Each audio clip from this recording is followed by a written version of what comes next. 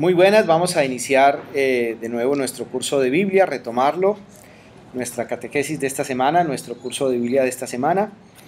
Ya vimos qué es la Biblia, estamos viendo cómo leer la Biblia, ya vimos las 4 primeras claves de interpretación o de lectura de la palabra de Dios. Hoy vamos a ver las últimas 2 y a ver si logramos empezar a adentrarnos ya en la lectura de los textos.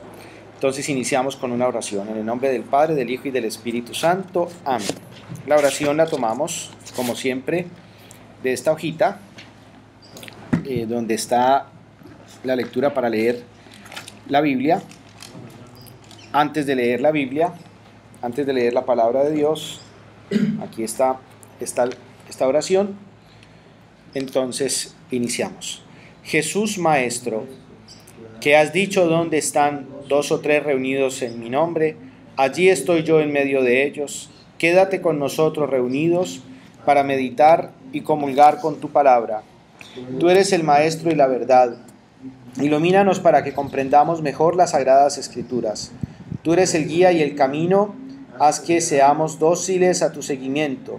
Tú eres la vida, haz que nuestros corazones sean la buena tierra, donde la semilla de tu palabra produzca frutos abundantes de santidad y apostolado. Jesús, Maestro, camino, verdad y vida, ten piedad de nosotros. En el nombre del Padre, del Hijo y del Espíritu Santo. Amén. Muy bien, entonces seguimos, ya miramos qué es la Biblia, hemos dicho que es un compendio de libros. ¿Cuántos libros tenemos en la Biblia católica? 73 libros. Dijimos que la Biblia tiene una serie de géneros literarios, o sea, de formas de escribir. Tenemos poesía, tenemos prosa, tenemos cuentos, tenemos historia, tenemos distintas textos apocalípticos que nos hablan acerca del futuro. Hemos dicho que la palabra de Dios, la Biblia, es un conjunto de libros inspirados por el Espíritu Santo. Es decir, el contenido de lo que hay acá lo inspiró Dios a quienes lo escribieron. La Biblia se demoró 1000 años escribiéndose y 1500 años haciéndose. O sea, desde que terminaron de escribirse los libros que están aquí, hasta el momento en que ya se promulga como Biblia y se dice esto se llama Biblia, esto es palabra de Dios, estos son los libros o el contenido que va a tener, no se le puede agregar nada más, etc. En eso duramos 1500 años. O sea, en realidad estamos hablando de 2500 años. No, 1000 años para escribirse, 1500 años para organizarse, definirlo y organizarlo. O sea que es una cosa muy seria. 2500 años después de Cristo. Claro, no, 1000 años antes de Cristo, 1500 años después de Cristo. 1000 años, Antes de Cristo fue 1000 años antes de Cristo se escribe, ¿no? Y precisamente pues algunos textos son un poquito después de Cristo. Son del 60 años después de Cristo, que son los textos del Nuevo Testamento. 1000 años escribiéndose, 30 años hasta 970 años antes de Cristo, 30 años después de Cristo, escribiéndose. Y de ahí para adelante, organizándose, estructurándose y definiéndose, 1500 años más. Y ahí sí, imprimiéndose. y ahí sí empezó la... Ya, empieza todo, ¿no es cierto? Ya se estaba ya prácticamente terminando de definir un poquito antes de esos 1500 años cuando empieza la imprenta y se empieza a publicar hasta que al final se dice ya esto se llama Biblia, esto ya no se le va a modificar más, esto ya quedó así. Eso lo hace la Iglesia Católica en el último concilio de ese momento y entonces ya quedó así. Esa es la forma como fue elaborada la Biblia. ¿Qué podemos hacer con la Biblia? No solamente leer y entender, sino también orar. Porque como es palabra de Dios, es Dios que me habla. Entonces yo hablo con Él a través de la palabra de Dios. A medida que voy leyendo, voy hablando con Él. Y voy viendo cómo esta palabra de Dios impacta mi vida. Entonces estamos viendo las claves de lectura. ¿Cómo estás? ¿Qué más? ¿Trajiste tu Nuevo Testamento? Ah, bueno, pero te voy a prestar este para que lo tengas. Muy bien. Ojalá ustedes allá, los que están viendo el video, tengan el Nuevo Testamento en la mano. Sea esta versión o la cualquiera, pueden tener incluso las versiones que hay descargadas en su celular o en internet, las pueden tener a la mano. estamos viendo las claves de interpretación para cómo leer la Biblia, ¿no? Y ahora después les voy a dar también unas claves de interpretación desde el punto de vista espiritual, de cómo hacer esa lectura para que sea provechosa para su vida espiritual y para que puedan orar con ella. Entonces, hemos dicho, son 8 claves de interpretación, ya vimos 6, que ustedes pueden volver a ver en el anterior video. Estamos viendo la lectura en clave cristiana, fue la que vimos la vez pasada, es decir, buscar a Jesús en cada texto de la palabra de Dios. Así sea que estemos leyendo el Antiguo Testamento, donde Él todavía no ha nacido, pero Él ya existía como Dios, como Hijo de Dios Padre, como segunda persona de la Santísima Trinidad. Entonces allá lo pueden ir a encontrar. Entonces, leer siempre que leamos un texto de la palabra de Dios, ¿qué le tenemos que buscar? ¿Qué es lo que tenemos que estar atentos a ir mirando mientras estamos leyendo? La clave cristiana, buscar a Jesucristo. Buscar la parte sacramental, es decir, la acción concreta de Dios en la vida de las personas que aparecen en el texto y también en mi propia vida. Y entender que es Dios actuando a través de su palabra, ¿no es cierto? También pues ahí hay un contenido litúrgico un poquito más complejo. La lectura en clave de salvación. Jesús que me salva. Ver a Dios salvándome. Precisamente en la Biblia encontramos una historia muy bella que se llama la historia de la salvación. Cómo Dios me creó, cómo Dios ve que caigo en el pecado, pero cómo Dios me promete un Salvador y a través de sus profetas y los reyes, etcétera, va anunciando la venida de ese Salvador y luego llega Jesucristo a salvarme. La historia de la salvación. ¿Para qué me sirve la salvación? Pues para la vida eterna, para no irme al infierno. Precisamente Jesús nos anuncia que existe una vida después de esta, que se llama la vida eterna. Eso lo encontramos aquí en la palabra de Dios. En clave de liberación. Dios que me libera de mis pecados, de las consecuencias de mi pecado. Mi pecado me esclaviza. El pecado me hace esclavo. Por ejemplo, yo digo una mentira, entonces ¿qué pasa? Ya la tengo que sostener, ya me volví esclavo de esa mentira. Ahora tengo que ver cómo la mantengo. Cometo un delito por allá, entonces me empiezan a perseguir para atraparme, entonces empiezo a ser esclavo de esa situación. El que, por ejemplo, tiene su esposa y la ama y todo, pero está siendo infiel. Entonces está esclavo de esa mentira, de que no se den cuenta, de que no me descubran, de que no vea que yo la estoy traicionando, porque entonces en ese momento se me acaba mi relación, que la otra persona no diga nada. Bueno, es un problema muy tremendo, eso se llama esclavitud. El pecado me esclaviza. El que empieza a tener vicios, los vicios lo esclavizan. La palabra de Dios me ayuda a liberarme de esos vicios y de esos pecados. Y es el Señor que me libera de la esclavitud, que me hace libre, que me da una libertad interior que no me la quita nadie. No me la quitan con unas rejas, no me la quitan con unas paredes, no me la quitan con nada. La libertad de mi conciencia.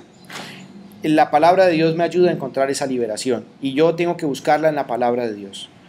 La clave de amor, de ir viendo el amor que Dios me tiene y el amor que yo le tengo a Dios y el amor que debo tener a mis hermanos, lo voy descubriendo en la palabra de Dios. Cómo amar y cómo soy amado por Dios. ¿Qué más, cuando leo la Biblia, qué más debo buscar? ¿Qué más claves debo buscar para leer en la Biblia? La clave de iglesia. Nosotros no estamos llamados a vivir la fe de una manera individualista. O sea, yo, solito yo. Y entonces yo no necesito que nadie me explique la Biblia, yo no necesito que nadie rece conmigo, yo no necesito congregarme, yo no necesito reunirme, yo solito. No, Señor. Jesús vino a formar una iglesia. Él fundó una iglesia. Y yo tengo que aprender a buscar esa iglesia en toda la palabra de Dios. Porque allí voy viendo, entendiendo cómo Jesús me va vinculando con mis hermanos en una comunidad de amor que se llama iglesia. Y vamos, y la lectura en actitud de oración. Estas dos últimas claves, la de la iglesia y la oración, son las que vamos a ver el día de hoy. Entonces, miremos allí en la introducción, en la página 11, aquí los muchachos que están conmigo, que están leyendo, estamos haciendo este curso. Entonces vemos la lectura en clave de iglesia. Entonces vamos a leerlo. La Biblia es el espejo donde se refleja el auténtico rostro de la iglesia. El espejo en que la iglesia debe mirarse cada día para comprobar si conserva o no intacta la imagen de que de ella hizo su divino fundador. ¿Quién fundó la iglesia? La fundó Jesucristo, ¿no? ¿De qué iglesia estamos hablando? Pues la iglesia que fundó Jesucristo, la iglesia católica. Luego, pues se fundaron otras iglesias y entonces a esos hermanos en la fe también los estamos hoy invitando a que conozcan la palabra de Dios. ¿Quieres acercarte? Te doy un Nuevo Testamento para que compartas con nosotros. No sé leer. No importa, pues ahí escuchas. Entonces, toma una sillita y te acercas y así compartes un poco con nosotros. Muy bien. Entonces, la Biblia es el espejo donde se refleja el auténtico rostro de la iglesia. El espejo en que la iglesia ha de mirarse cada día para comprobar si conserva o no intacta la imagen que de ella hizo su divino fundador. ¿Para qué se mira uno al espejo? Imagino que esta mañana ustedes se miraron al espejo. En el baño siempre ponen un espejo. ¿Para qué se miraron al espejo? Eso, para ver cómo estoy. En el espejo yo me miro para ver cómo estoy. Por ejemplo, si estoy mechudo, si tengo sucia la nariz, para limpiarme, si tengo un barro, si estoy barbado, para poderme afeitar bien. Los hombres nos afeitamos ahí. Las mujeres usan mucho el espejo para poderse poner su maquillaje, ¿no es cierto? Para echarle el ego, o bueno, lo que se echan en la cabeza para, ¿no? El gel, no digamos aquí marcas, porque entonces, para lavarse los dientes, para ver cómo está quedando la lavada de los dientes. Entonces la iglesia se mira, ¿cuál es el espejo de la iglesia? La Biblia. ¿Y para qué se mira la iglesia en el espejo de la Biblia? En la Biblia como en un espejo. Para mirarse cómo está. Para mirar si está cumpliendo o no lo que Dios le pidió, lo que Jesús le pidió cuando la fundó. Entonces la iglesia tiene que estarse mirando en el espejo de la Biblia. La Biblia es el espejo de la iglesia. ¿Quién es la iglesia? La iglesia soy yo y eres tú. Somos nosotros dos juntos. La iglesia somos las personas, ¿no? Mucha gente confunde el templo con la iglesia. Vamos para la iglesia y entonces van a la capilla, ¿no? Como cuando uno dice vamos para el batallón y entra aquí al cuartel. Y el cuartel y el batallón no es lo mismo. Porque un batallón son los hombres que lo componen, ¿no? Y uno dice, vamos para los bomberos. Y uno va al cuartel donde están los bomberos. Pues los bomberos no son el cuartel, no son las paredes del edificio. Son los hombres que apagan los incendios, ¿no es cierto? La iglesia no es el templo. Somos las personas que hemos sido bautizados y que componemos este cuerpo que se llama la iglesia. La iglesia nace de la Biblia. Bueno, aquí tengo una discusión con este autor. La Biblia nace de la iglesia, más bien. Pero hoy en día hay muchas iglesias que han nacido de la Biblia. Hay muchas iglesias que han nacido de la Biblia. Porque en realidad no es la iglesia la que nace de la Biblia. La iglesia la fundó Jesús antes de la Biblia. Y es a la vez autora de la Biblia. Autora de la Biblia. Claro, eso sí. Por esta razón la iglesia tiene que estar atenta y guardar la medida que la Biblia le impone. Claro, para eso la iglesia hizo la Biblia. Para tener ahí su espejo, para tener una cosa clara. Ahí donde verse, donde descubrir cómo debe ser ella como iglesia. Debe la iglesia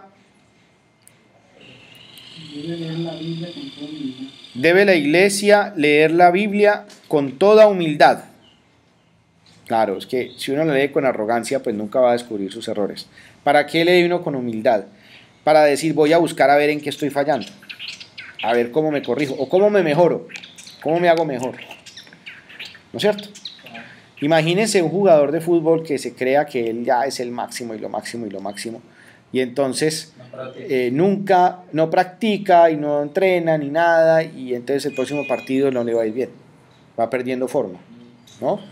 Uno ve, por ejemplo, los comentarios. A mí me gusta el fútbol, debo aclararlo. Entonces pongo muchos ejemplos del fútbol porque sé que la gente también tiene ese lenguaje. Vemos, por ejemplo, que estos días estaba diciendo el entrenador de James Rodríguez del Real Madrid, dicen, todavía no está en forma, pero su calidad hace que brille. Pero todavía le falta ponerse en forma, porque estuvo en la Copa América, porque, bueno. Y entonces uno dice, oiga, pero un jugadorazo como ese, que yo creo que en este momento será el mejor de Colombia, puede ser, ¿no? Perdón, me atrevo a decir esas cosas, aunque hay otros excelentes. Pero pues es como el que más brilla en este momento, aunque hay otros que están brillando mucho, pero resulta que, ¿cómo dice uno que ese no está en forma?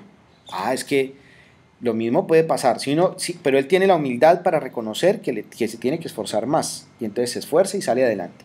Si uno no tiene humildad, uno no se da cuenta, no crea, yo soy perfecto, yo soy bueno, yo no necesito confesarme, yo no necesito arrepentirme de mis pecados, yo nada, no, porque yo soy ya estoy bien. No, amigo, hay que aprender a ser humilde, y la iglesia también tiene que aprender a mirar, pues lo hace, ¿no? A leer con humildad la palabra de Dios, o sea, nosotros, la iglesia, los otros. La iglesia no es por allá Roma, nosotros. Tenemos que leer la Biblia con humildad, para poner en práctica lo que ella nos enseña. Ella, la primera, o sea, la iglesia, lo que la Biblia dice, poner en práctica lo que la Biblia dice. Si no lo leemos con humildad, no vamos a poner en práctica lo que la Biblia dice. La iglesia tiene la obligación ineludible de someterse a una continua purificación mediante la puesta en práctica de los postulados de la Biblia. Claro, la Biblia es la vida de la iglesia, alimento vital insustituible de la comunidad de los creyentes. La Biblia y la Eucaristía son dos cosas, ¿no? Aquí este autor a veces le faltó ese pedacito. La Biblia es el alma de todas las ciencias del Espíritu. Eso sí. ¿Cuáles son las ciencias del Espíritu? ¿Qué dice ahí? La teología. La teología, ¿qué más? ¿Qué más? La espiritualidad. La teología, la moral, la espiritualidad, la catequesis, la pastoral, la liturgia. Sin la Biblia no son nada. Si uno trata de hacer pastoral sin la Biblia, liturgia sin la Biblia, teología sin la Biblia, hablar de moral, de cómo debe uno comportar sin la Biblia, la espiritualidad, la relación de uno con Dios. Sin la Biblia, está perdido.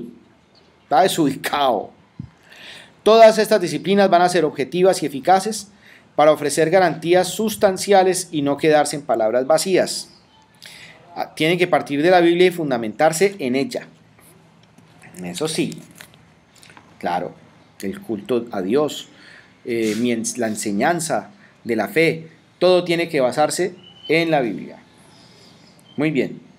La iglesia es no solo la depositaria de la Biblia, o sea, quien conserva este tesoro de la Biblia. Hay un museo muy bonito en Israel, que lo estuve visitando, se llama el Museo de la Biblia. Qué cosa tan bella. Donde hay una cantidad de elementos y cosas que uno los ve y entiende la cultura en la cual fue escrita la Biblia. La Biblia es la vida de la iglesia, alimento vital insustituible de la comunidad de los creyentes. Bueno.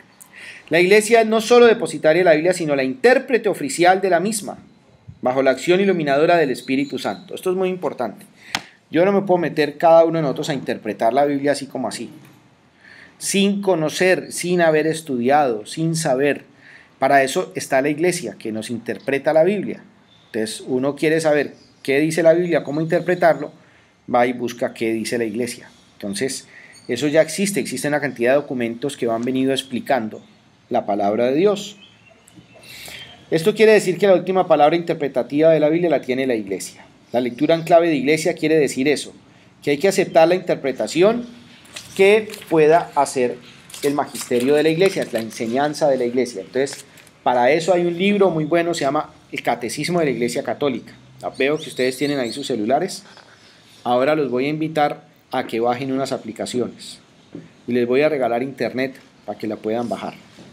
Entonces está, por ejemplo, algunas traducciones buenas de la Biblia para que la puedan bajar a su celular, como por ejemplo la Biblia de Jerusalén y la Biblia latinoamericana, y una Biblia que se llama la Biblia Católica. También pueden bajar el Catecismo de la Iglesia Católica y lo pueden bajar. Y para su oración, su vida espiritual personal, pueden bajar una que se llama iBreviary. iBreviary. Ahora después se las doy, les abro el internet para que lo puedan tener. Y ahí la pueden bajar y pueden tener las lecturas diarias de la palabra de Dios y la oración diaria de la palabra de Dios. No. En español. En español, sí señor. Miren todos los idiomas. Hay muchos idiomas. Muy bien.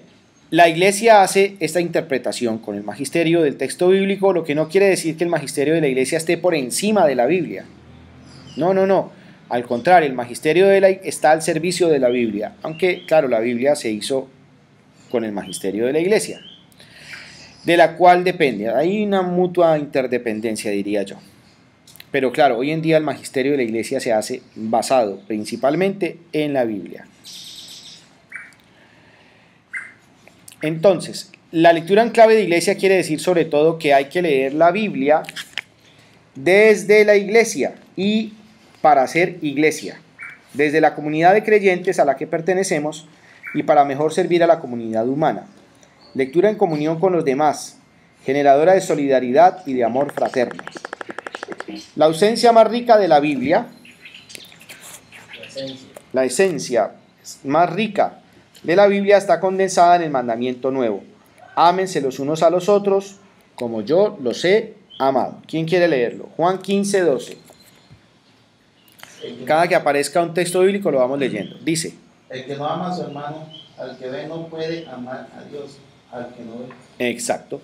El que no ama a su hermano, al que ve, no puede amar a su hermano, al que no ve. Amaos los unos a los otros, como yo os he amado, era Juan 15, 12. Y este texto, el que no ama a su hermano, al que ve, no puede amar a Dios, a quien no ve, es de la primera carta de Juan, capítulo 4, versículo 20. Muy bien. O nos salvamos en comunidad o no nos salvamos. Esa es la conclusión. La salvación es en comunidad, no es individual. Bueno, ¿alguna pregunta? ¿Entendiste? No. ¿O sí? ¿Qué entendiste? ¿No paraste bolas? ¿Estabas distraído? Estaba oyendo sin poner atención. Bueno, ¿ustedes entendieron, muchachos? Bueno, vamos a ver qué entendimos. ¿Qué significa leer la Biblia en clave de iglesia? Ahí está en el texto, lo pueden revisar. Como 3 veces dice, leer la Biblia clave de iglesia significa tal. Ahí como 3 veces dice. A ver, ¿quién me va diciendo? ¿Qué significa leer la Biblia en clave de iglesia?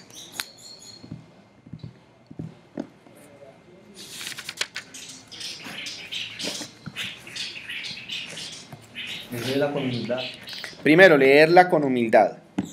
¿Qué más dijimos? ¿Se acuerdan del espejo? A ver, ¿quién se acuerda del espejo? someterse a lo que ahí está. Someterse a lo que diga la Biblia para ponerla en práctica. Lo del espejo, ¿cómo era? Para revisarse cómo está, si estaba haciendo las cosas bien o no. Exacto, que la iglesia se tiene que estar mirando al espejo, que tiene que leer la Biblia con humildad. ¿Pero quién es la iglesia? Yo. Y toca aceptar la interpretación, ¿no? Exacto, y aceptar la interpretación de la iglesia. Que va a ser el magisterio de la iglesia. Exacto, el magisterio, o sea, enseñanza de la iglesia, ¿no? Exacto, de acerca de ciertos textos. ¿Alguna otra cosa que agregar? La frase final, la más importante de todas es la frase final. ¿Qué dice? ¿Nos salvamos en comunidad o no nos salvamos? Exacto, o nos salvamos en comunidad o no nos salvamos. Y leímos 2 textos de la palabra de Dios. ¿Sí estás poniendo atención ahora sí? ¿O no? Tampoco. Ponga cuidado, mijo, para que... Ponga cuidado. Estábamos diciendo, la iglesia católica, que eres tú y soy yo, o sea, los que somos iglesia o los que creemos en Cristo, digámoslo así, para que sea más amplio, tenemos que cuando leamos la Biblia, leerla con humildad. Cuando la leamos, confrontarnos con la Biblia como en un espejo. Como cuando tú te miras al espejo para ver cómo tienes la cara, si estás barbado, cómo están los dientes, cómo está la nariz, los ojos, si tienes alguna que limpiarte las lagañas o cómo estás para peinarte. Bueno, tú no te peinas, está calvo, pero los que sí nos peinamos un poco, no, yo tampoco es que tenga mucho pelo, ¿no? Pero ahí no se mira y medio se organiza el pelo. Para echarse el gel, dijo por aquí otro compañero. Así cuando tú leas la Biblia es lo mismo.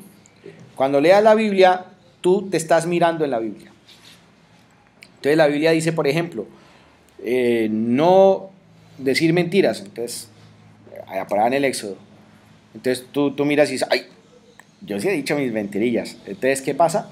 Te estás mirando en la Biblia y con humildad dices. Entonces yo cometí un error. He cometido error al decir mentiras, entonces no puedo decir más mentiras. ¿Ves? Entonces la Biblia te ayuda a corregirte, a mejorarte, te hace ver en un espejo. La interpretación no es que cada uno pueda interpretar la Biblia como quiera, sino que para eso está la iglesia. ¿Por qué? Porque la iglesia hizo la Biblia y la iglesia se guía de la Biblia. Entonces, la iglesia es autora de la Biblia y al mismo tiempo la Biblia la hizo para eso, para mirarse, para ser como cuando uno hace un espejo, para mirarse en ella. Y la iglesia es la que tiene la interpretación correcta. Y hay dos textos de la palabra de Dios. ¿Cuáles eran? A ver, ¿quién quiere volverlo a leer? Juan 12:47. Ah, no, perdón, estoy en la página que no es. Se me cambió la hoja. Amados los unos a los otros, como yo os he amado. Juan 15:12. Amados los unos a los otros, como yo os he amado. Muy bien. Y primera de Juan 4:20, ¿qué dice? El que no ama a su hermano, Al que ve. Al que no puede amar a Dios. El que no ama a su hermano al que ve, no puede amar a Dios al que no ve. Muy bien, entonces yo creo que ya estamos, ¿no? El que no se salva en comunidad, no se salva. Vamos a ver la lectura de la Biblia en actitud de oración. Hola, ¿cómo estás? Bienvenido. Esa gripa me tiene... Ay, hombre. ¿Trajiste el Nuevo Testamento? No vine a compartir hoy, me siento un poco... No importa, siéntate un ratito, ya vamos a terminar. Un poco hoy, esa gripa me Igual te da gripa allá que acá. Bueno, un amigo, uno de sus alumnos que estaba gripado, está gripado. Bueno, lectura en actitud de oración. De pronto hasta la Biblia te ayuda a encontrar la salud. Todo esto que estamos leyendo es autoría del señor Evaristo Martín Nieto. Aclaro que esto no es mío. Derechos de autor, el señor Evaristo Martín Nieto. Lo estamos tomando del Nuevo Testamento, editado por Ediciones San Pablo. Lectura de la actitud de oración. La lectura de la Biblia debe hacerse de una manera científica, con el método científico, utilizando los métodos técnicos de los estudios literarios o históricos. Se trata de una lectura nada fácil, la lectura de un libro lejano en el espacio y en el tiempo, escrito con una mentalidad distante y distinta de la nuestra, pero al mismo tiempo teniendo presente que con esta lectura no se trata de hacernos historiadores, filósofos o arqueólogos, aunque esas ciencias existen y ayudan mucho a la Biblia. La arqueología, por ejemplo, es donde uno escarba para ir a mirar cómo eran los sitios antiguos, ¿no? Cuando uno va a Israel, encuentra a los señores franciscanos, que son los que están dedicados a la arqueología de esos lugares, cómo han encontrado. Entonces uno ve allá la casa de Pedro, ve dónde vivía Jesús, y ve esas casas y entiende mucho de lo que está en los textos, viendo el lugar, ¿no? Es muy interesante. Los arqueólogos, los filólogos son los que se encargan de estudiar las palabras y qué podían significar cada palabra. ¿Qué más habla aquí? Los historiadores, a tratar de recopilar todos los relatos históricos para saber qué fue lo que pasó, ¿no? Como cuando se hace una investigación de unos hechos para una cuestión criminal. Pero aquí no es para una cuestión criminal, sino todo lo contrario, para ver cómo fue la historia de ese momento, todo lo que pasó. Esta lectura tiene la suprema finalidad de prepararnos para oír con mayor exactitud posible la palabra de Dios. El mejor lector de la Biblia es el oyente de la palabra. La palabra de Dios es interpelante, exige una respuesta. Y la primera respuesta es escuchar lo que ella dice, para así obedecer lo que ella manda. Pues ojo con esa frase, ojalá la subrayen, ¿no? Es escuchar lo que ella dice para obedecer lo que ella manda. Qué frase tan bonita. Escuchar lo que ella dice para obedecer lo que ella manda. Escuchar con humildad, otra vez, con disponibilidad y con respeto. Esto es hacer un mayor conocimiento de Dios. Más para que ello sea así, tiene que ser oída con amor. Con amor. El amor es de Dios. El que ama ha nacido de Dios. El que no ama no ha conocido a Dios, porque Dios es amor. ¿En dónde está esto? Primera de Juan, capítulo 4, versículo 7 al 8. Eso, primera de Juan, capítulo 7 al 8. Volvámoslo a leer. El amor es de Dios. El que ama ha nacido de Dios. El que no ama no ha conocido a Dios, porque Dios es amor. La Biblia debe ser el libro de lectura diaria, el libro de cabecera y de oración. El libro de texto de todos los miembros del pueblo de Dios, del Concilio Vaticano II, son estas palabras. O sea, esto es magisterio de la Iglesia, lo que vamos a leer aquí. A la lectura de la Sagrada Escritura debe acompañar la oración para que se realice el diálogo de Dios con el hombre, pues a Dios hablamos cuando oramos y a Dios escuchamos cuando leemos su palabra. El documento donde está escrito esto se llama Dei Verbum, por eso dice ahí DV 25. La Biblia habla al alma para que así sea mejor, para que el lector deba ponerse bajo la acción del Espíritu Santo, que actuó en otros tiempos como fuerza inspiradora de la Biblia y que sigue actuando en nuestro tiempo para darnos a conocer la plenitud de la verdad escrita en la Biblia. Una verdad dinámica, o sea, no estática y quieta, sino una verdad dinámica, en continuo desarrollo y automanifestación, que puede y debe ser cada vez más plenamente comprendida y aceptada por los hombres. Para los antiguos monjes del desierto, la Biblia era la suprema norma de conducta.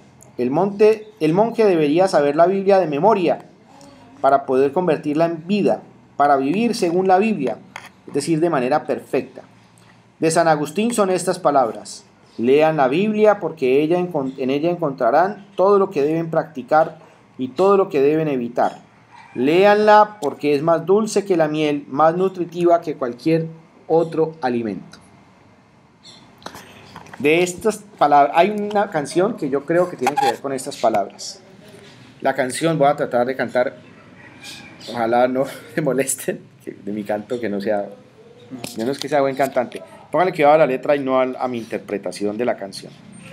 Dice: dame un nuevo corazón, Señor, un corazón para alabarte, un corazón para servirte.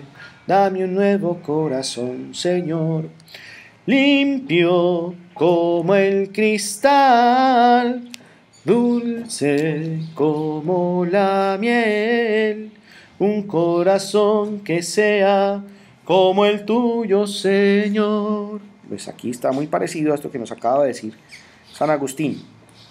Lean la Biblia porque en ella encontrarán todo lo que deben practicar, todo lo que deben evitar. Léanla porque es más dulce que la miel, más nutritiva que cualquier otro alimento. La lectura de la Biblia no puede quedarse en la esfera de la inteligencia, tiene que centrarse en el área del corazón. Aquí se equivocaron al escribir, pero era del corazón. Se trata de conocer el mensaje bíblico y encarnarlo en nuestra vida, es decir, hacerlo vida, hacerlo carne. La Biblia es el libro de la vida, su lectura debe enseñarnos a vivir mejor. ¿Qué nos debe enseñar la Biblia? A vivir mejor. ¿Qué nos debe enseñar la Biblia? A vivir mejor. ¡Eso! Por fin le puso un pedacito. Bien, ¿qué nos dijo este texto? A ver, muchachos, ¿qué nos dijo este texto? Que cómo debemos leer la Biblia. De manera científica, o sea, con toda la técnica, con todas aprovechando todo lo que existe hoy para poder entender la Biblia. Pero después la tenemos que leer como un medio de comunicación con Dios y un alimento para el alma, un alimento más dulce que la miel, ¿no es cierto? Como un alimento para el alma. Y la Biblia nos debe llevar a la oración, y con la Biblia podemos hablar con Dios. Entonces uno va escuchando, va leyendo la Biblia y va hablando con Dios, va comentándola con Él. Ese es un método que yo les aconsejo usar mucho.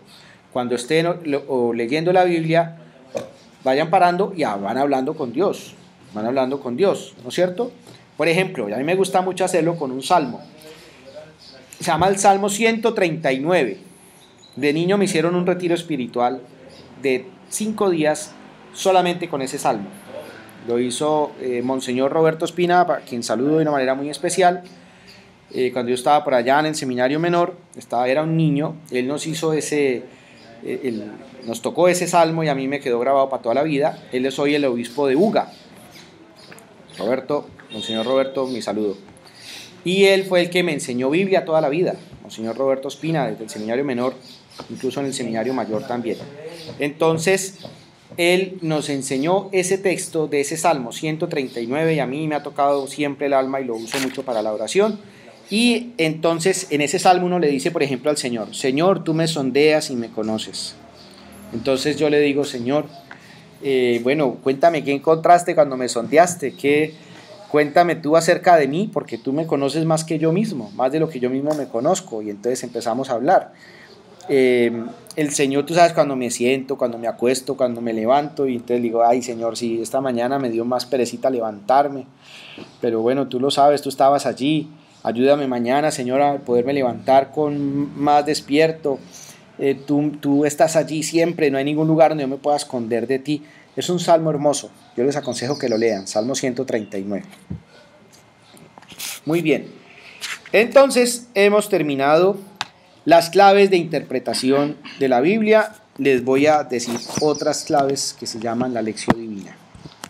Rápidamente, para poder empezar a leer, que me leo esto, que se llama la palabra de Dios. Quiero empezar ya con el contenido, porque si no ustedes se me van a aburrir con la teoría. ¿No es cierto? Pero es que era necesario.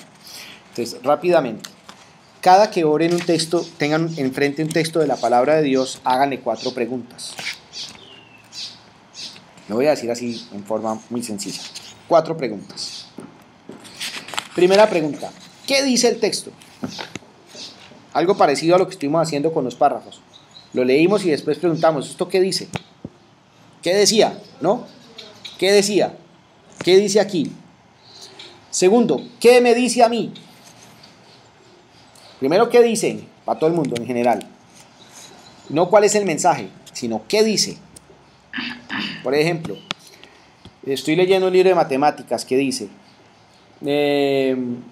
la suma consiste en adicionar elementos. Entonces, yo tengo en una canasta un número de manzanas, en otra canasta el otro número de manzanas. Quiero saber entre las 2 canastas cuántas manzanas tengo. Eso se llama sumar. ¿No es cierto? Entonces, ¿qué decía el texto? Que sumar es contar cuántas hay en una canasta, contar cuántas hay en la otra canasta y hacer un solo grupo para saber cuántas manzanas tengo en total. Entonces, eso es lo que dice el texto. Ahora, ¿qué me dice a mí? Pues que tengo que aprender a contar las manzanas completas. Después de que termine una, en vez de volver a empezar con otra vez desde cero, pues vuelvo y miro. ¿No es cierto? Tengo que aprender a hacer esa adición, o sea, me tengo que ponerme a ensayar. ¿Qué me dice a mí? Que me tengo que aprender a sumar, que tengo que empezar a adicionar. Luego, ¿qué dice? ¿Qué le voy a decir yo a Dios ahora con ese texto? Yo les decía, acuérdense que hablamos de que uno en la Biblia ora, o sea, habla con Dios. Entonces, ¿ahora qué le digo yo a Dios? Ahora que Él me dijo esto. ¿Qué le digo yo a Dios? Y ahora, por último, ¿cómo voy a poner en práctica esto en mi vida? ¿Cómo voy a poner en práctica esto? Por ejemplo, vamos a imaginar un texto. Un vaso de agua que ustedes le den a uno de estos pequeños, me lo han dado a mí. Entonces, ¿qué dice Dios? Que hay que darle agua a los pequeños. ¿Qué me dice Dios a mí? Que deje de ser tan tacaño, man. Que me preocupe de ver quién tiene sed, cómo puedo yo colaborar, contribuir con lo que yo pueda, con lo que yo tengo para ayudar al que no tiene, al que no tenga, ¿no es cierto? Y luego, ¿qué le digo yo a Dios? Señor, te ofrezco lo que tengo para ayudarle a los demás. Dame otro poquito para poder ayudar más. Y ahora, ¿qué tengo que hacer? Hoy, hacer una obra de caridad por alguien. Y cada que yo vea a una persona que tiene algo que yo le pueda compartir, lo voy a hacer. Yo voy a dejar de acumular tanta cosa. Si ve como el texto de la palabra de Dios con esas 4 preguntas termina volviéndose la vida misma de uno. ¿Sí? ¿Entendemos? ¿Alguien tiene preguntas? ¿Alguien quiere comentar algo, preguntar algo? ¿No? Bien, entonces nos vamos para el Evangelio de San Mateo, capítulo 1.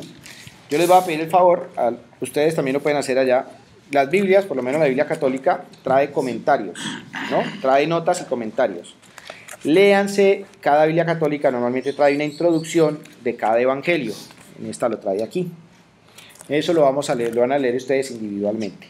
Cada uno léalo, para no leerlo acá, porque entonces nunca vamos a llegar a donde queremos llegar, que es llegar a entrarnos a masticar la palabra de Dios.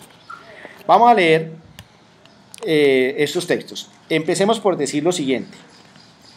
Ustedes ven que hay letras en rojo, en esta edición tenemos letras en rojo y letras en negro, ¿no? En otras ediciones hay letra en negrilla, o sea, negro más oscuro y negro más clarito. Lo que está en rojo o en negrilla no hace parte de la Biblia. Lo pone el que hizo la traducción como un título para ayudarnos a guiar o a entender. Pero no hacen parte de la Biblia, no son palabra de Dios. Entonces eso no se lee, cuando uno lo va a leer en público, lo va a compartir, no lo lee, sino que lo tiene para información para uno.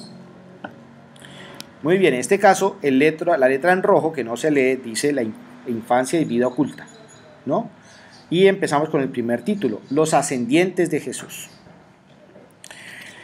Entonces dice, y de una vez nos pone, por ejemplo, en esta versión, entre paréntesis nos pone otro texto paralelo, Lucas 3, 23, 38, donde vamos a encontrar también un texto parecido. Y luego dice, genealogía. ¿Qué es una genealogía? ¿Quién me explica? Descendencia. Eso, donde está la lista de quiénes son mis antepasados, ¿no? Entonces, ¿quién era mi papá y mi mamá? ¿Quiénes eran mis abuelos? ¿Quiénes eran mis bisabuelos? ¿Quiénes eran mis tatarabuelos? ¿Quiénes eran los chosnos? O sea, los papás de mis tatarabuelos. Y sigue de ahí para arriba. Entonces vamos a ver.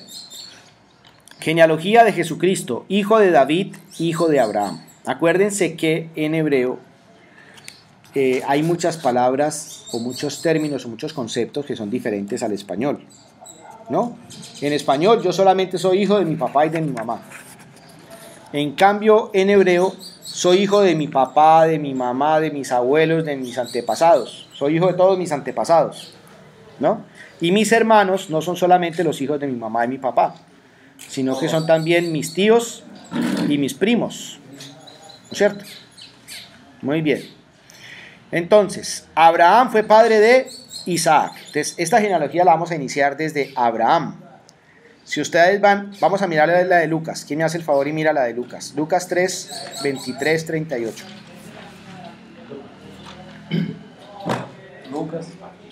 Lucas 3, 23, 38. ¿Quién la encontró ya? Lucas 3, 23, 38. 23, 38. Ya. ¿Qué dice? Lo dice, los ascendientes de Jesús. El 23. Jesús al comenzar tenía unos 30 años y se le tenía por hijo de José de Elí, de Matat, de Leví, de Melaquí, de Janí, de José, de Matatías, de Amós, de Nahum, de Esli, de Nagai, de Mat, de Matatías, de Semei, de José, de Jodá, de Jonán, de Resé. Eso, entonces empieza a mirar desde José hacia atrás, ¿no es cierto? En cambio, en Mateo empezábamos de atrás para adelante, desde Abraham en adelante. Empezamos con Abraham, que es el más antiguo. Aquí empezamos de José hacia atrás. La genealogía la hacían por el papá. El papá de Jesús es Dios, pero aquí en la tierra se considera el padrastro de Jesús a José. Entonces vamos a leer la genealogía de José. Entonces José de Elí, Elí de Matat, Leví de Manasés, Janías, ¿y dónde termina? En Adán. ¿Sí ven dónde termina? El versículo 38 de Lucas, Lucas 3, 38.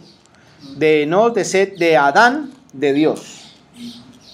¿No? ¿Esto qué significa? Lucas empieza hablando de la genealogía de Jesús desde Adán, mientras Mateo desde Abraham. ¿Esto qué nos hace pensar? Pues que Mateo le estaba hablando a judíos y necesitaba o quería que fueran, los judíos ya sabían que Abraham venía de Adán. Entonces van desde José hasta Abraham. Para un judío lo importante es ser hijo de Abraham. Para una persona que no es judía, como los que le estaba predicando el Evangelio de Lucas, para quien va dirigido el Evangelio de Lucas, es importante encontrar el tronco común de toda la humanidad. Entonces empiezan desde Adán, para decir que Jesucristo es de la familia de la humanidad.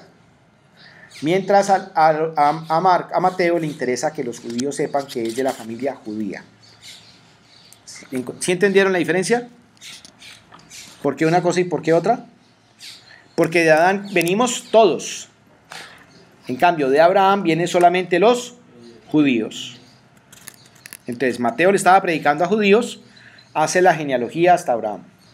Lucas le estaba hablando a gente que no era judía, entonces le habla desde Adán, desde la creación. Muy bien. Adán fue padre de Isaac. Isaac es un personaje importantísimo del Antiguo Testamento. Isaac de Jacob, Jacob de Judá. Sus hermanos de Judá tuvo de Tamar a Farés. Tamar era una señora, no era precisamente una señora muy señora, ¿no? Era una señora, digamos, que era accedida por muchos hombres, digámoslo así. Eso. A Farés, Tamar, a Farés, tuvo de Tamar a Farés. Serach, Farés fue padre de Hezrón. Hezrón de Arán, Arán de Aminadab, Aminadab de Nazón, Nazón de Salmán. Salmán tuvo de Rahab, que tampoco era muy santa, a Booz. Booz tuvo de Ruth a Obed. Obed fue padre de Jesé, Jesé del rey David. Ojo con esto. En la novena de Navidad, la novena original dice: oh raíz sagrada de Jesé, que en lo alto presentas al orbe tu fragante nardo. ¿Quién era Jesé? ¿El papá de quién? De David. Hay gente que cree que es que ahí se equivocaron y entonces han cambiado la novena en las nuevas publicaciones y ponen oh raíz sagrada de José. No es la de José, es la de Jesé. David es la mujer de Urías. David de la mujer de Urías, David de la mujer de un capitán que se llamaba Urías, él la embarazó. Fue el que mandó al frente para para que lo mataran, un hijo que no era legítimo, tuvo a Salomón. Salomón fue padre de Roboam, Roboam de Abías, Abías de Asa, Asa de Josafat, Josafat de Jorán, Jorán de Osías, Osías de Jotán, Jotán de Acaz, Acaz de Ezequías, Ezequías de Manasés, Manasés de Amón, Amón de Josías, Josías de Jeconías y sus hermanos cuando la deportación de Babilonia. Después de la deportación, Jeconías fue padre de Salatiel, Salatiel de Zorobabel, Zorobatel de Abiud, Abiud de Eliakim, Eliakim de Azor, Azor de Sadoc, Sadoc de Akim, Akim de Eliud, Eliud de Eleazar, Eleazar de Matán, Matán de Jacob, Jacob de José, el esposo de María. Entonces, ¿cómo se llamaba el papá de José? Eleazar. A ver. Matán de Jacob. Jeconías fue padre de Salatiel, Salatiel de Zorobabel, Zorobabel de Abiud, Abiud de Eliakim, Eliakim de Azor, Azor de Sadoc, Sadoc de Eliakim, Akim de Eliud, Eliud de Eleazar, Eleazar de Matán, Matán de Jacob, Jacob de José. Entonces, ¿cómo se llamaba el papá de José? ¿Y cómo se llamaba el abuelito de José? Matán. ¿Y el bisabuelo? Eliud. Y ahí sigue para arriba, ¿no? El esposo de María, de la cual nació Jesús. Pero mire que no dice que Jesús es hijo de José. Esposo de María, pero no dice de José Jesús. No. Mírenlo bien. Por tanto, las generaciones desde Abraham hasta David son en total 14. Desde David hasta la deportación de Babilonia, 14. Desde la deportación hasta el Mesías, 14.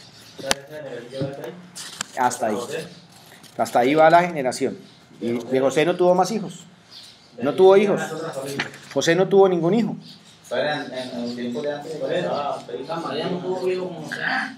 Bueno, hoy también. Hoy en día también ocurre en muchas familias que se casan así, de familia. Depende el grado de consanguinidad. Cuando es primos hermanos, pues no está bien y el obispo lo puede autorizar, pero lo autoriza de acuerdo con unas características, en unas razones. Cuando es segundo o tercer grado, no hay problema. Ya no se considera de problema. ¿Cómo muchachos? ¿Cómo? ¿Qué me estaban diciendo? No, yo digo que hasta ahí ya, y Sí. de ahí para de contar, de ahí para adelante viene Alvarino, Anchila, Piña, todo ahí para adelante. No, nosotros no venimos de esa generación de Abraham, Por eso, porque no somos judíos. no, pero ya hago una referencia, o sea, que ahí habla la Biblia, ya de ahí para adelante ya, No, porque José no tuvo hijos. por eso. Ahí paró la descendencia. Por el lado de José paró la descendencia. Si José tenía hermanos, siguió por ahí. Por el hermano. Claro, porque José no tuvo hijos. Concepción entonces, ¿cómo fue la concepción de María y el nacimiento de Jesús? El nacimiento de Jesucristo fue así. Su madre estaba desposada, o sea, no casada, sino desposada, comprometida al matrimonio, para que entendamos. Aquí nosotros no sabemos qué es el desposorio. Lo más parecido es comprometida al matrimonio con José. Y antes de que vivieran juntos, se encontró encinta por virtud del Espíritu Santo. José, su marido, que era un hombre justo y no quería denunciarla, decidió dejarla en secreto, porque si no la dejaban en secreto la mataban. De acuerdo con la ley de esa época, una mujer soltera que quede embarazada, toca matarla, porque fue adulterio. Entonces, si él la dejaba en secreto, era que él la había embarazado y la había abandonado. Entonces, ahí no la mataban. Y ahí no le hacían nada. Pues sí, tenían que buscarlo para castigarlo, pero no lo iban a encontrar, porque se iba a volar. No, al hombre no lo mataban, mataban a la mujer. Estaba pensando en esto cuando un ángel del Señor... ¿Cómo? Desde allá viene el machismo. No, el machismo es mucho anterior a esto. Por eso, No desde ahí. Ya existía existía y existe y sigue existiendo. Aquí somos una sociedad machista todavía. Estaba pensando en esto cuando un ángel del Señor se le apareció en sueños y le dijo: José, hijo de David, no tengas ningún reparo en recibir en tu casa a María, tu mujer, pues el hijo que ha concebido viene del Espíritu Santo. La mamá de Jesús se llama María y el padrastro de Jesús se llamaba José. Muy bien. ¿Y cómo fue que María tuvo a Jesús? ¿Fue porque estuvo con José? No, sino por obra del Espíritu Santo. Y entonces resulta que se le apareció un ángel y le dijo: no tengas reparo en tomar en tu casa a María tu mujer, pues el hijo que ha concebido viene del Espíritu Santo. Dará a luz un hijo y le pondrás por nombre Jesús, porque él salvará a su pueblo de sus pecados. Todo esto sucedió para que se cumpliese lo que el Señor había dicho por medio del profeta: la Virgen concebirá y dará a luz un hijo y le pondrá por nombre Emmanuel, que significa Dios con nosotros. Esto ya vamos a ver dónde está ese mensaje del profeta para leerlo. Cuando José despertó del sueño, hizo lo que le había mandado el ángel del Señor y recibió en su casa a su mujer, sin haber tenido relaciones con ella. María dio a luz un hijo al que le puso por nombre Jesús. Y vamos a leer rápidamente las notas que aparecen para poder entender mejor este texto. Mateo, con su genealogía, que se remonta a Abraham, la de Lucas hasta Adán, ya lo vimos, pretende presentar a Jesús ya desde un principio como el Mesías, el Salvador, en quien se cumplen las profecías hechas a Abraham y a David. Comprende 3 grupos de personajes que responden a las 3 grandes etapas de la historia de Israel. La mención de las mujeres, sorprendente en la genealogía semita, al ser todas ellas extranjeras, pueden indicar el universalismo mesiánico. Las mujeres que mencionamos no eran judías, eran extranjeras. Entonces sorprende que las haya puesto, pero las puso para que vean que Jesús no viene solamente para los judíos, sino que viene para todos. El ángel, ¿cómo se llamaba el ángel? ¿Cómo se llama el ángel? Gabriel. Le explica a José el misterio de la concepción virginal, o sea, le explica que el niño que lleva a María en su vientre no es de ningún hombre, sino que es del Espíritu Santo. Muy bien. Explica el misterio de la concepción virginal y notifica el papel que le corresponde en la historia de la salvación. Y le dice: a usted qué es lo que le toca. Entonces, casarse con María. Como hijo de David y esposo de María, introduce en Jesús la ascendencia de David y da con ello lugar al cumplimiento de las profecías, conforme a las cuales el Mesías debe ser hijo de David, así sea hijo adoptivo. José, como hombre cumplidor de la ley, no podía recibir a María en aquellas condiciones, pero como hombre bueno quiere desentenderse de la manera que le ocasionara el menor daño, según la escuela de Iliel. Cualquier motivo era suficiente para desentenderse de su mujer, ¿no? El versículo 23 descubre el sentido más profundo de Isaías 7:14, que ya vimos que dijo: la Virgen concebirá y dará a luz un hijo y le pondrá por nombre Emanuel, que significa Dios con nosotros. Isaías 7:14. El versículo 25 trata de destruir toda vida matrimonial anterior al nacimiento de Jesús. La virginidad perpetua de María, que a lo largo del Evangelio más bien se supone, es uno de los datos más firmes y constantemente afirmados por la tradición. Que María es completamente virgen y siempre fue virgen y siguió siendo virgen. No tuvo matrimonio anterior, no va a tener después, no se casa con ningún otro hombre fuera de José, ni después de su muerte, ni nada. Entonces, esto es muy importante. Muy bien, muchachos, y muy bien, queridos televidentes, si se puede decir así, o videovidentes, que están viendo que este video que estamos grabando. Hemos empezado la lectura de la palabra de Dios y hemos empezado a leer datos biográficos de Jesús, de la historia de Jesús, su genealogía, cómo fue concebido, quiénes eran sus parientes, quién era su mamá, cómo se llamaba la mamá de Jesús. María. ¿Y cómo se llamaba el padrastro de Jesús? José, el esposo de María. ¿Cómo se llamaba el papá de José? Jacob. ¿Cómo se llamaba el abuelo de José? Matán.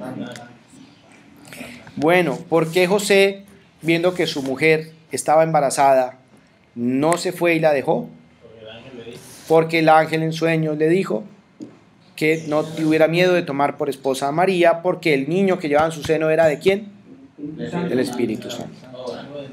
Exacto. Entonces, Mateo nos lo cuenta muy, muy cortico. Dice, resultó que apareció encinta de María, y entonces José no sabía qué hacer, pero el ángel del Señor le dijo que era obra del Espíritu Santo. Muy bien. Hasta ahí llegamos por hoy. Que Dios me los bendiga, los guarde y los proteja. Amén. Y los espero el próximo martes aquí para este video. Hoy, si Dios quiere, voy a subir ambos a internet. Los pueden mirar en mi canal de YouTube. youtube.com/Bernal Velasco. Buscan donde dice videos. Y ahora aquí pues les voy a explicar algunas aplicaciones, como les había dicho, para que las bajen a internet. Pueden bajar el Catecismo de la Iglesia Católica y Breviary, que es donde están las lecturas de la Palabra de Dios. Pueden bajar la aplicación Santa Misa, donde están las respuestas de la misa, Lección Divina y otras cuantas aplicaciones que encuentran ustedes en Android o también en Mac, ¿no? En los iPhone. También lo pueden bajar en su tableta, ya sea de Android o sea Mac, y también lo pueden bajar en su computador. Que Dios los bendiga y acompañe siempre.